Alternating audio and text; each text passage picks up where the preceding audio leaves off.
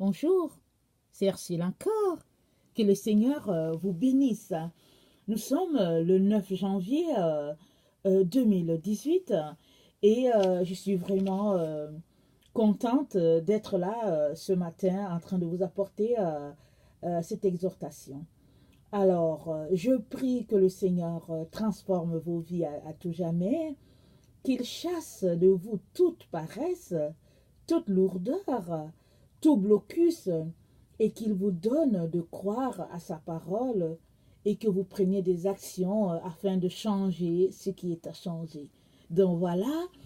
Alors écoutez, je ne sais pas si vous avez remarqué, moi ça fait peut-être 4 ou 5 vidéos, les dernières parmi successivement. Quand je les ai écoutées, j'ai dit à mon mari, ah chérie, tiens, tu sais, je parle comme les Français maintenant. J'ai découvert comment les Français parlent. Alors il m'a dit, mais comment ça? J'ai dit, bien écoute, écoute, je suis devenue une Française, je parle comme eux. Et j'ai dit, je parle du bout des lèvres. Alors j'ai dit, j'ai découvert que les Français parlent comme ça. Alors on a ri, on s'est marré. Mais c'est parce qu'au fait, depuis le 31 décembre 2017, j'ai été attaquée, j'ai une épreuve. C'est-à-dire, d'habitude, quand j'ai un bouton sous la langue, ça m'annonce que je serai enrhumée. Alors, j'ai eu 3 boutons. Alors, j'ai compris que c'était vraiment un gros rhume qui arrivait. Et quand j'ai eu ces 3 boutons, et puis depuis, ça perdure. Et, mais j'avais et les boutons, et puis j'avais aussi c'était comme des flèches qui me piquaient au niveau de ma gorge. Alors à chaque fois que je parlais, j'étais empêchée de parler. Et j'ai encore la douleur. Mais je bénis le Seigneur qui a permis que je développe une tactique et je parle du bout des lèvres. Parce que quand je parle pleinement, comme j'ai l'habitude de parler, je suis piquée. Pas beaucoup, parce que ça fait quand même 10 jours de cela. Mais au fait, c'est pas évident. C'est pas évident de parler d'un côté, parce que c'est un côté qui me fait mal. Alors c'est comme ça que j'ai découvert que les Français parlaient du bout des lèvres. Alors, donc c'est ça.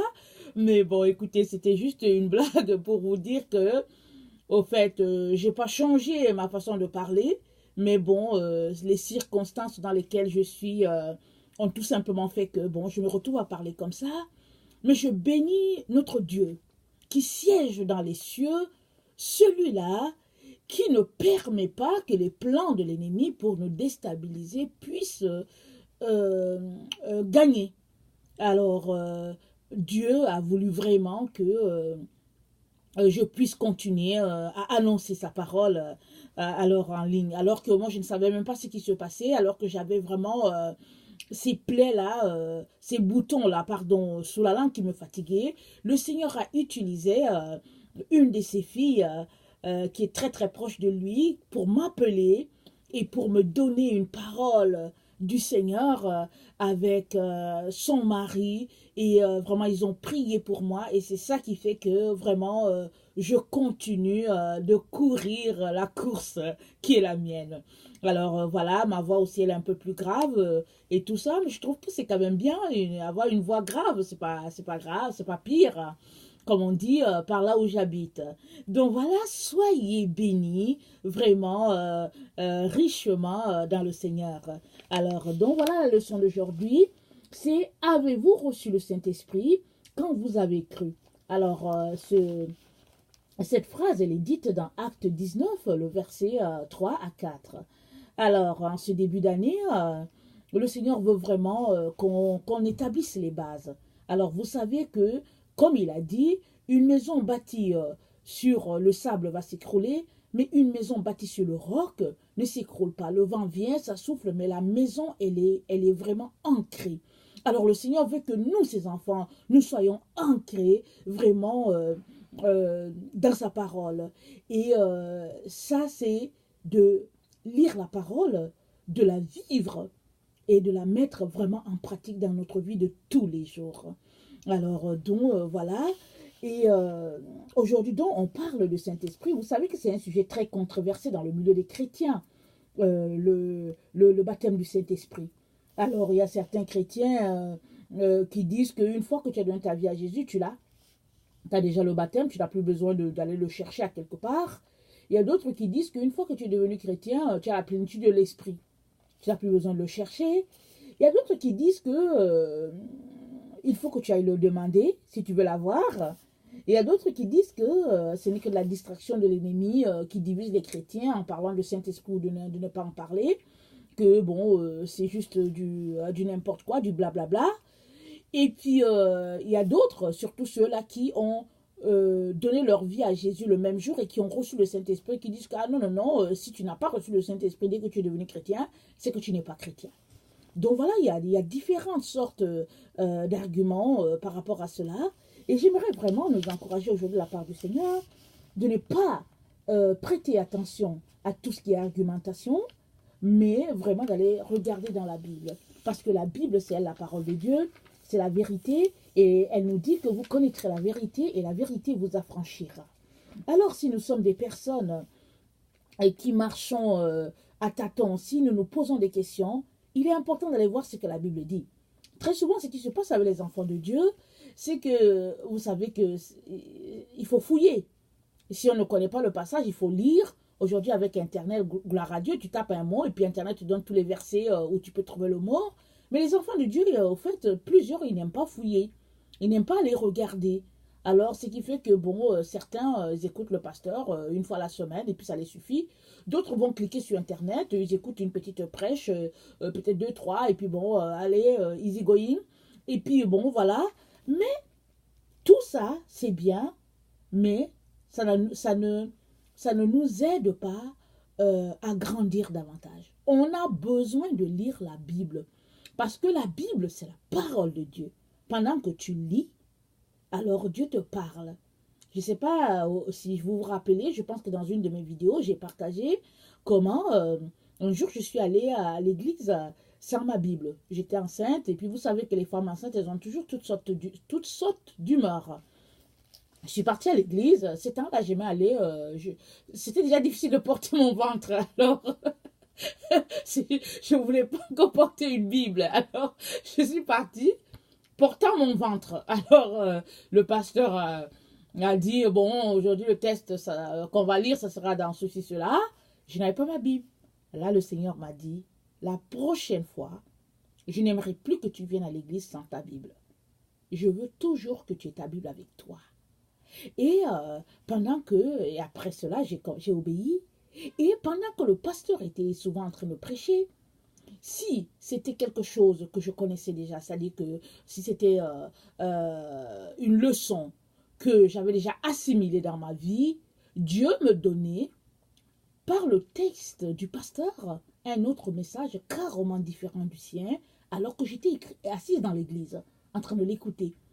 Alors le Seigneur me donnait de prendre note, d'avoir mon cahier à côté, et il me parlait, il me donnait un message pour moi, pour ma famille, puis pour mon exhortation. Alors tout cela pour vous dire que si vous avez vraiment fait de Jésus votre Seigneur et votre Maître, et que vous ne lisez pas la Bible, alors il vous manque beaucoup, beaucoup de choses. Vous avez besoin d'aller voir le Père chaque jour avec la parole en main, pour qu'il vous parle. Et j'aimerais vraiment vous encourager à lire votre Bible. Parce que moi qui vous parle, j'ai commencé à lire ma Bible vraiment de façon régulière, je pense autour de 15 ans. Quand j'avais 11-12 ans, je lisais une fois en passant, mais vers 15 ans, 16 ans, je le lisais tout le temps. Et c'est comme ça que mes yeux se sont ouverts.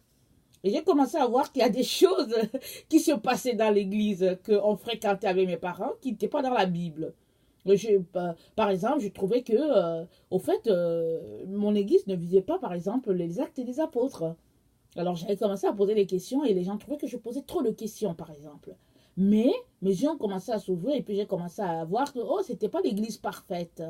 Parce que souvent, quand on grandit dans une famille d'église et qu'on est bien, on est intégré, on a l'impression que l'église, c'est ça. Mais je me suis rendu compte que non, en tout cas, il y avait plein de choses qu'ils avaient encore besoin d'apprendre.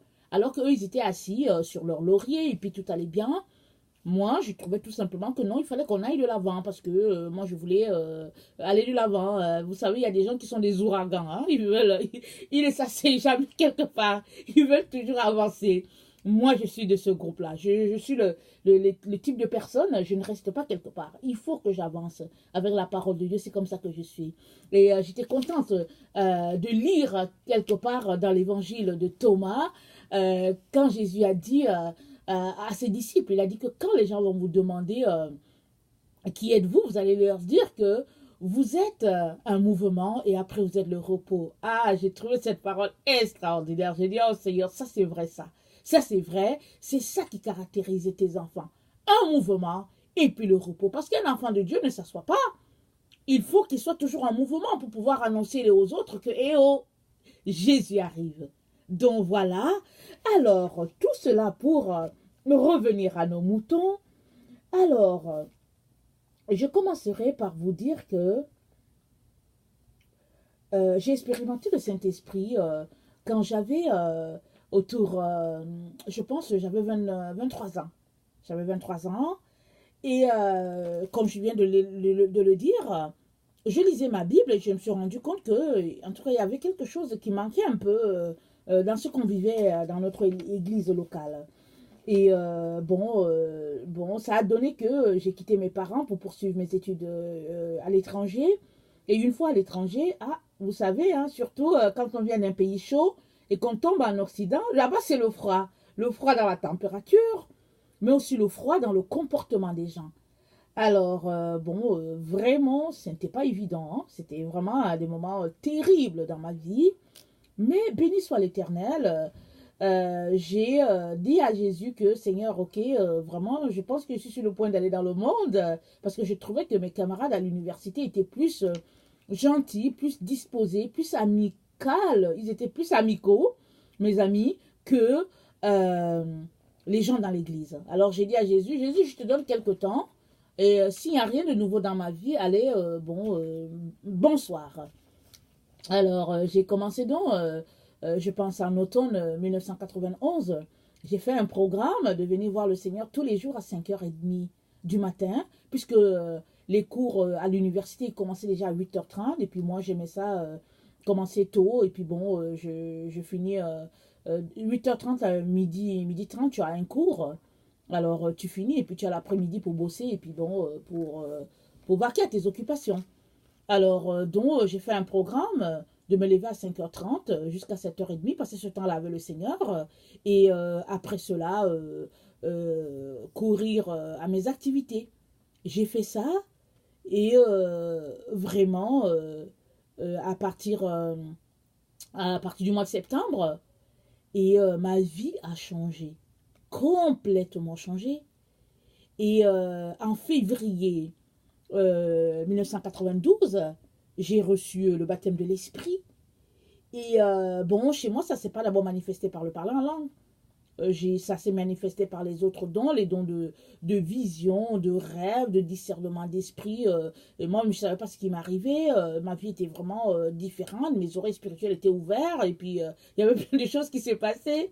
Et c'est après cela, quelques jours après, que j'ai pu parler en langue et puis j'ai interprété et tout ça, mais je l'ai vécu vraiment toute seule dans ma chambre universitaire parce que vraiment j'avais cette soif-là de connaître le Seigneur, je voulais plus. Et à partir de ce moment, évidemment, la question ne s'est plus posée que Seigneur, je vais retourner dans le monde. Non, c'était Jésus, c'était tout simplement quelque chose d'extraordinaire. C'était en tout cas, c'était quelque chose de bon. Et je ne sais pas comment je peux vous décrire ça plus parce que il faut expérimenter ce Seigneur-là pour voir que c'est la chose la plus merveilleuse sur la terre qui puisse nous arriver. Alors, donc, je suis là pour nous dire que oui, c'est une expérience que tout le monde devrait vivre. Tout le monde, je dis bien devrait. Mais si tu es quelqu'un qui ne l'a pas vécu, alors tu n'es pas moins chrétien. Mais il faut que tu saches une chose, toi qui m'écoutes, c'est que il n'y a rien sans rien. Très souvent, ce qui se passe dans la vie des êtres humains, c'est qu'ils veulent quelque chose, mais ils ne veulent pas payer le prix pour. Alors, c'est ça qui se passe. Regardez la chambre haute.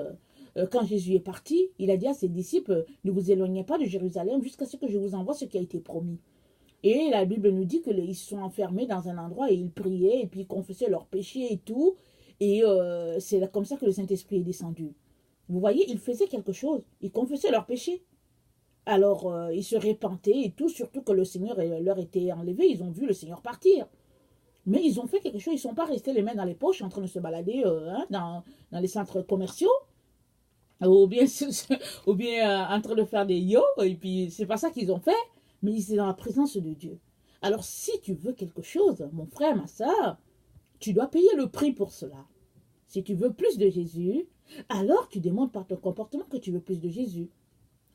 Comme on est en début d'année, j'aimerais t'encourager à prendre une résolution de avoir plus de Saint-Esprit. Et même le baptême de l'Esprit, on ne le reçoit pas une fois. Hein. Si on lit les Actes des Apôtres, les gens l'ont reçu, les disciples l'ont reçu 3 fois. À un endroit, on disait qu'à l'endroit où ils étaient, à trembler. L'endroit où ils étaient, à trembler. Donc, si tu veux plus de Saint-Esprit, tu prends le temps, les mesures nécessaires pour avoir plus de temps avec ton Seigneur. Et tu lui dis que tu aimerais avoir, tu aimerais avoir le baptême de l'Esprit. Et le Seigneur ne manquera pas de te visiter. Et moi, j'aimerais déjà vous dire que ces deux expériences différentes, la vie, la nouvelle naissance et le baptême du Saint-Esprit. D'abord, on ne sait pas quand est-ce que Jésus a donné sa vie à Dieu, mais Jésus, c'est lui le Seigneur, on donne notre vie à Jésus, mais on sait au moins que quand il allait se faire baptiser, parce que quand tu vas te faire baptiser, tu t'engages devant tout le monde à suivre le Seigneur, c'est ça que Jésus a fait, et le Saint-Esprit est descendu sur lui. Et pour moi, ça, c'est le signe que il a reçu la visite, il a reçu le Saint-Esprit, il a reçu le baptême, il a reçu la visitation de l'Esprit. Donc, certains vont dire que non, au fait, Ursule, c'était nécessaire pour que Jean, l'apôtre, que Jean-Baptiste puisse reconnaître que c'est lui le Messie. En tout cas, ça c'est votre explication. Mais moi, c'est une expérience vraiment qui me montre que Jésus a reçu le Saint-Esprit.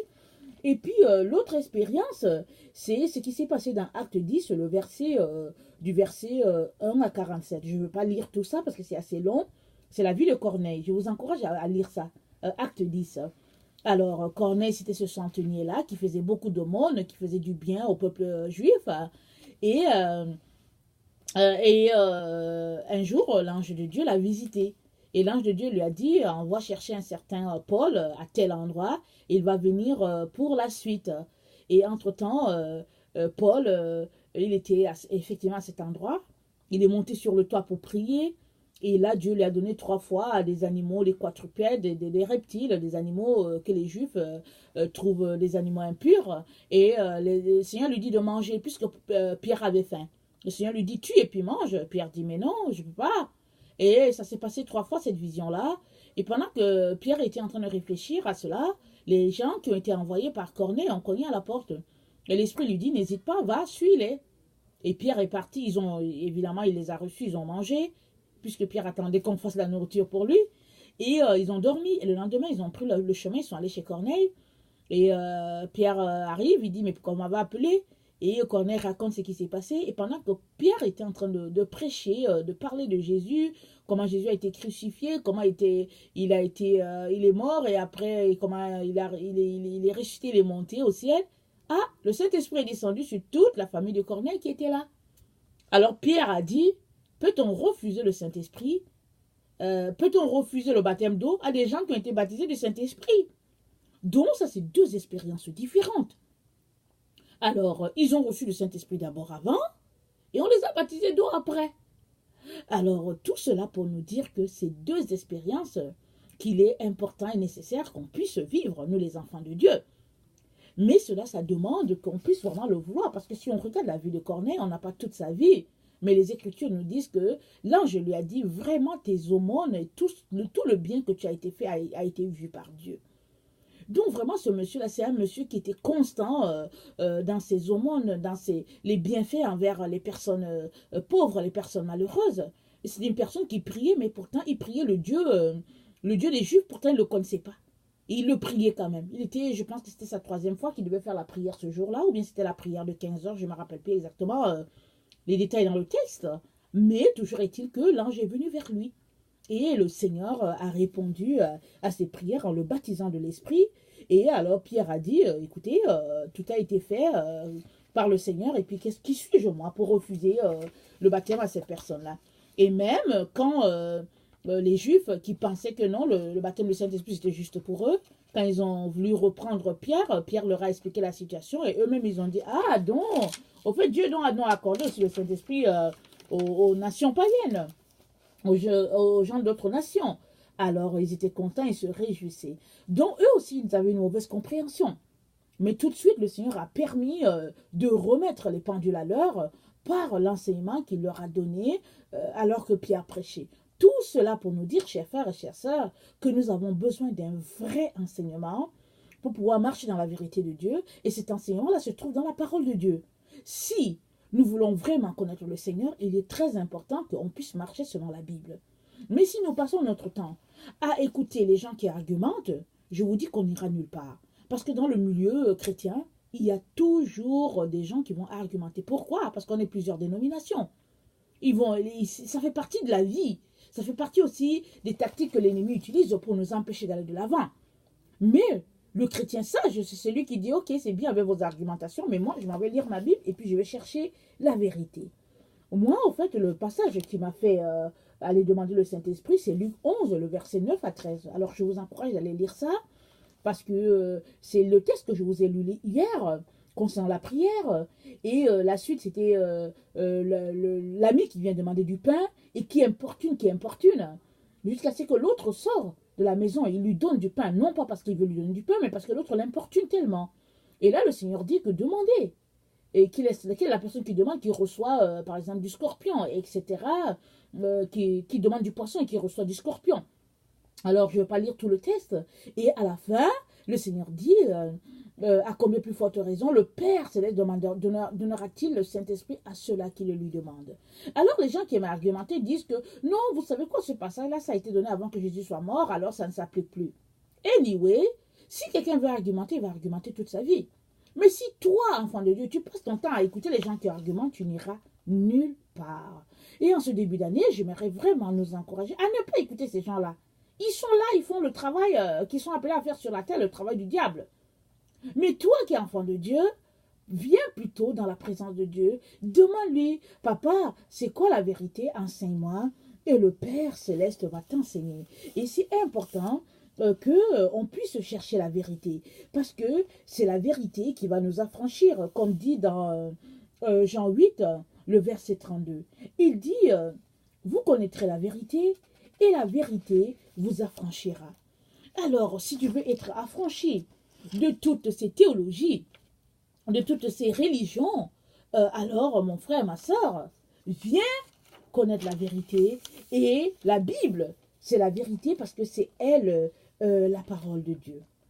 Et dans Actes, le 19, le verset 3 à 4, comme on vient de le lire dès le début, Paul a dit, il a demandé à Priscille et à Aquilas, est-ce que vous avez reçu le Saint-Esprit quand vous avez cru? Alors, ils ont dit, mais on n'a jamais entendu qu'il y avait un Saint-Esprit. Alors, il dit, mais vous, en fait, quel baptême avez-vous reçu? Ils disent, nous avons reçu le baptême de Jean. Alors, Paul dit, ah, ok, d'accord, et tout ça. Il dit, ok, venez, je vais vous enseigner la vérité. Et il les enseigne dans la vérité. Et il prie pour qu'ils reçoivent le Saint-Esprit. Et qu'ils reçoivent le Saint-Esprit. Donc, ceci me montre que Paul lui-même a reçu le Saint-Esprit. Parce que on a la conversion de Paul, on dit que la Bible dit qu'il ne voyait personne, mais il est tombé de son cheval, il entendait les voix qui lui parlaient, il est devenu aveugle, et puis Dieu a envoyé Ananias, lui imposer les mains afin qu'il recouvre la vue, il a recouvert la vue, mais nulle part dans la Bible, on nous dit que Paul a reçu le baptême, nulle part. Mais on sait seulement que il a passé un temps un peu reclus, où il étudiait la parole, il priait, il cherchait la face de Dieu, parce que Jésus lui a dit, il sera dur de régimber contre les aiguillons, puisque tu persécutes mon Église. Alors, donc Paul, par cette question-là qu'il pose à Aquilas, Priscille et Aquilas, Paul est en train de nous montrer ici que lui-même, il a reçu le Saint-Esprit, alors il vient il prend ce frère-là et puis cette sœur-là qui sont mariés et il leur enseigne toute la vérité afin que eux aussi, ils puissent marcher dans la vérité. Vous savez, mon cher frère et chère sœur, nous avons besoin du Saint-Esprit. Je vais vous dire pourquoi nous avons besoin.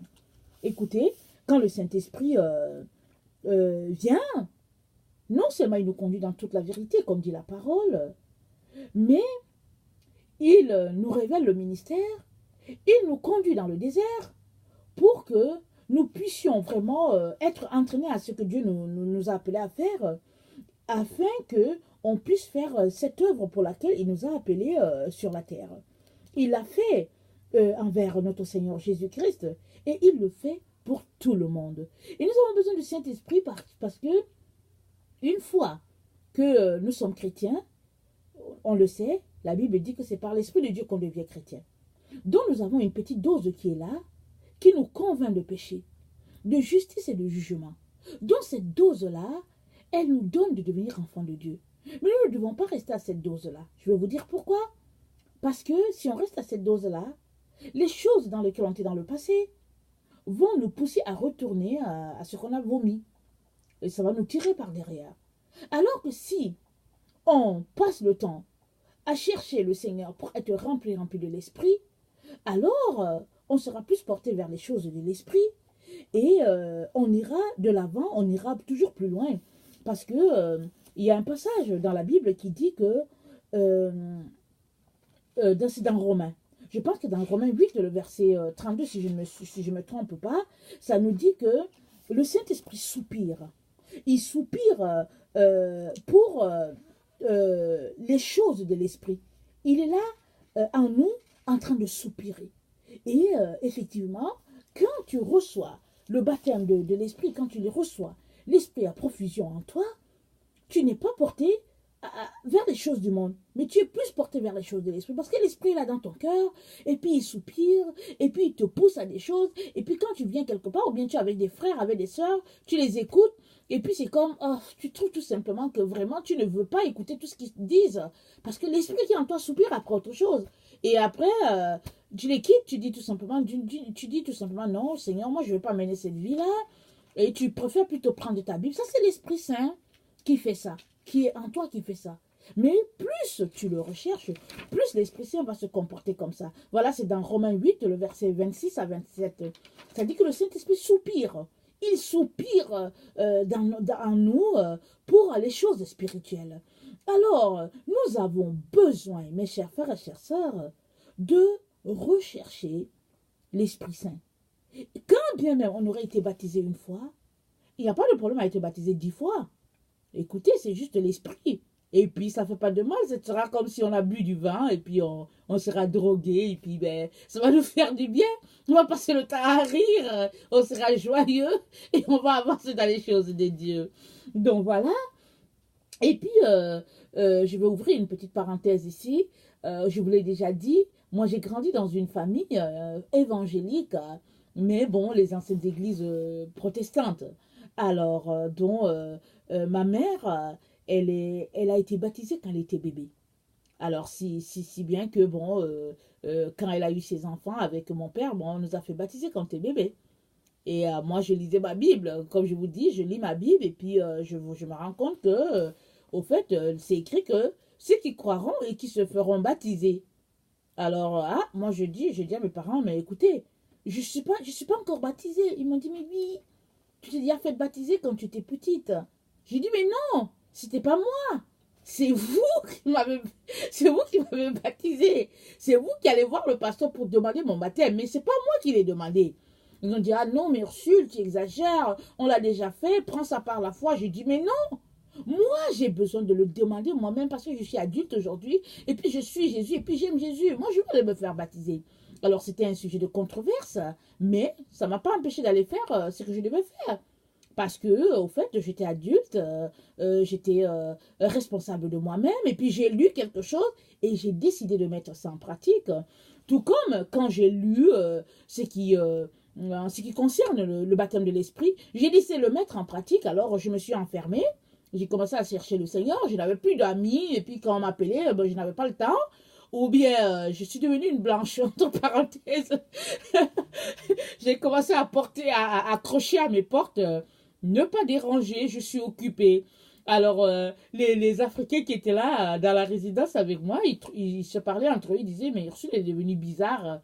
Elle accroche toujours, n'est pas dérangée à sa porte.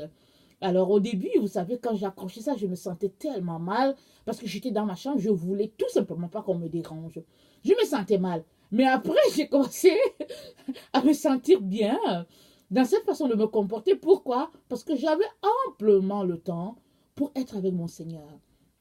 Tout cela pour nous dire que si nous voulons vraiment de Jésus, nous avons besoin de créer ce temps-là. Sinon, nos amis, notre entourage va faire notre emploi du temps. Mais nous avons besoin, nous, de faire notre emploi du temps pour aller rencontrer notre Seigneur. Et cela demande de l'engagement, cela demande de la discipline. Alors si tu es quelqu'un qui veut être plus proche de Jésus, tu as besoin vraiment de prendre des mesures draconiennes pour pouvoir aller rencontrer ce Seigneur-là.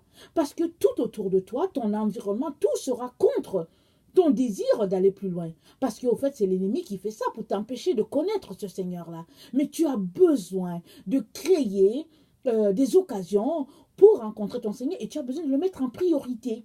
Parce que si tu mets Jésus en priorité, alors il te comblera. Et il a dit, et si vous mettez les choses du royaume de Dieu en premier, toutes les autres choses vous seront données. C'est ça qu'il a dit dans Matthieu 6, je pense, et quelque part dans un verset dans Matthieu 6. Alors tout cela pour vous dire, chers frères et chères sœurs, que nous avons besoin de nous appuyer sur la parole de Dieu, de nous accrocher à la vérité enseignée dans la parole de Dieu. Parce que si c'est ça que nous cherchons, le Seigneur va venir nous éclairer et il va se révéler à nous et il va nous donner de grandir. Mais si nous passons le temps tout simplement à écouter des enseignements ça et là qui ne sont pas forcément vrais, alors on va toujours passer à côté de la vérité. Et la vérité, c'est Dieu qui l'a et elle se trouve dans sa parole. Alors, donc voilà, alors je suis là vraiment pour nous encourager à vouloir plus de notre Jésus en ce début d'année et à nous organiser pour aller plus loin. Parce que sinon, les gens vont toujours refaire un programme pour toi. Donc voilà. Alors, je n'aimerais pas terminer cela sans nous rappeler que Jésus est à la porte. On est vraiment dans ce temps-là qui annonce le retour de notre Seigneur. Alors, on ne sait pas quand est-ce qu'il va venir. Lui, il sait. Le Père le sait. Mais nous, tout ce qu'on est appelé à faire, c'est de le chercher, d'être prêt à tout moment. Parce que, bon, il n'y a plus rien qu'on doit attendre de quelque part. Tout ce qu'on sait, tout simplement, c'est que on est appelé à être prêt. Et si Jésus venait, au moins, on ne serait pas surpris. Parce que Jésus revient chercher une église glorieuse, sans tache, ni ride, ni rien de semblable. Alors, il vient chercher une église glorieuse. Et si, toi, ta vie, tu es chrétien, mais que ta vie est pleine de tâches, alors tu ne vas pas te retrouver dans la présence de Dieu, parce que Jésus est saint. Et il n'a pas hésité à vraiment à laisser toutes ces choses-là pour se sanctifier, pour toi et moi, pour demeurer vraiment dans la présence, dans cette relation avec son Père, pour nous montrer comment vivre, parce qu'il est venu nous racheter. Il a versé de son sang. Il est mort et il est allé nous préparer une place. Et depuis qu'il est parti, ça fait plus de 2000 ans, il n'est pas encore revenu. Mais il va revenir. Et là, dans les airs, il va ravir les siens. Il ne va pas descendre encore, il va ravir les siens. Et après cela, un jour, il reviendra, il posera les pieds à Jérusalem pour délivrer le peuple juif et après pour établir son royaume, son millénaire. Donc, nous, je sais que nous, les enfants de Dieu, on sait que ça, on nous a raconté ça. Dès que tu vas dans une église, on te le raconte et on le prêche. Mais souvent, on a l'impression que c'est quelque chose de lointain. Alors voilà, ce qui est lointain est venu jusqu'à nous. Alors nous sommes cette génération-là qui allons un jour voir notre Messie venir de manière triomphante. Mais est-ce qu'on sera prêt? Alors, c'est une question vraiment qu'on doit se poser à tous les jours et on doit venir dans la présence de Dieu à tous les jours pour pouvoir mener une vie de repentance et aussi pour qu'il nous aide vraiment à être prêts pour ce jour-là. Alors, si toi, tu es quelqu'un qui ne connaît pas le Seigneur, qui, en fait, pratique une religion, ou bien qui n'a vraiment pas l'intention, peut-être, d'aller au Père par Jésus, parce que moi, j'ai rencontré des gens qui ont dit, non, moi, je vais aller au paradis, je vais aller au Père, mais je ne veux pas passer par Jésus, je ne vais pas passer par Mohamed, je ne vais pas passer par un seul des prophètes, je vais aller directement. Alors, il y a des personnes comme ça. Alors, je vais tout simplement te dire que si tu es ce type de personne, sache que tu tombes dans le même lot que tous ceux-là qui pratiquent la religion, tous ceux-là qui sont adonnés, qui ont donné leur vie à un autre prophète. Parce que ni aucun de ces gens-là ils seront sauvés. Parce que le salut, il est juste en Jésus. Alors, si tu as Jésus, tu as la vie. Mais si tu n'as pas Jésus, tu as la mort éternelle. Et la mort éternelle, c'est quoi? C'est l'enfer. Parce au fait, il y a deux. Il y a deux endroits. Soit tu es au paradis, soit tu es en enfer. Et les gens, au fait, ils n'aiment pas entendre parler de ça. Quand tu dis ça, ils te trouvent trop audacieux et puis ils trouvent qu'il ne faut pas exagérer, ils te trouvent dur. Mais c'est mieux que tu entendes quelque chose de dur maintenant qui va te changer que de rester là pour qu'on te flatte. Et après, tu te retrouves en enfer. Parce qu'à la fin, qu'on te flatte ou pas, écoute, si tu n'as pas Jésus, tu vas te retrouver en enfer. Donc c'est mieux de recevoir la vérité et d'aller voir le Père, qu'il puisse t'éclairer afin que ta vie puisse changer et que la gloire de Dieu puisse te visiter et que tu puisses vraiment donner ta vie à Jésus et être sauvé vraiment à tout jamais de la mort éternelle.